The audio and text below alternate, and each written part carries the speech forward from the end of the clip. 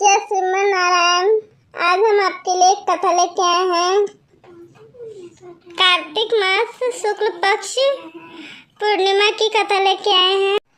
पौराणिक कथा के अनुसार तारकासुर नामक एक राक्षस था। उसके 3 पुत्र थे, तारकश, कमलाक्ष और विघ्नुमाली। तारकासुर ने धरती व स्वर्ग पर आतंक मचा रखा था और इससे परेशान होकर देवताओं ने भगवान शिव से उसका अंत करने की प्रार्थना की, जिसके बाद भगवान शिव ने तारकासुर का वध किया और इससे देवता बड़े प्रसन्न हुए। लेकिन तीनों पुत्रों को यह सुनकर बड़ा दुख हुआ और उन्होंने इसका बदला लेने के लिए ब्रह्मा जी की तपस्या की।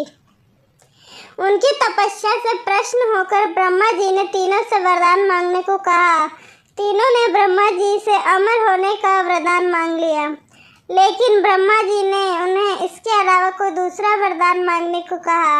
इसके बाद तीनों ने किसी दूसरे वरदान के बारे में सोचा और इस बार ब्रह्मा जी ने 3 अलग नगरों का निर्माण करवाने के लिए कहा, जिसमें सभी बैठकर सारी पृथ्वी और आकाश में घूम सके।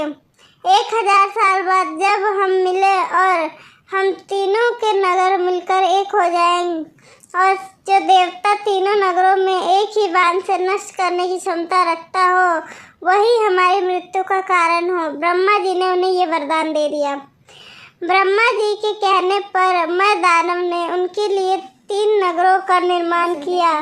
तारकश के लिए सोने का, कमला के लिए चांदी का और विघ्नुमाली के लिए लोहे का नगर बनाया गया। तीनों ने मिलकर तीनों लोकों पर अपना अधिकार जमा लिया। इंद्र देवता इन तीनों राक्षसों से भयभीत हुए और भगवान शंकर की शरण में गए। इंद्र की बात सुनकर भगवान शिव ने इन दानवों का नाश करने के लिए एक दिव्य रथ का निर्माण किया। इस दिव्य रथ की हर एक चीज देवताओं से बनी। चंद्रमा और सूर्य से पहिए बने। इंद्र, वरुण, यम और कुबेर रथ के 4 घोड़े बने। हिमालय धनुष बने और शेषनाग प्रत्यंचा बने। भगवान शिव खुद बाण बने और बाण की नोक बने अग्निदेव। इस दिव्य रथ पर सवार हुए खुद भगवान शिव। भगवानों से बने इस रथ और तीनों भाइयों के बीच भयंकर युद्ध हुआ।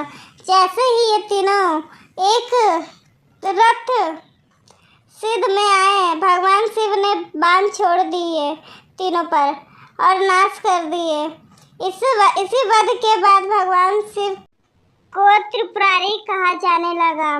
इसी के साथ हम अपनी कथा को समाप्त करते हैं। अगर आपको ये कथा पसंद आई हो तो लाइक, कमेंट, शेयर कीजिए और हमारे चैनल के साथ बने रहिए ताकि आपको नई कथा सुनने को मिले।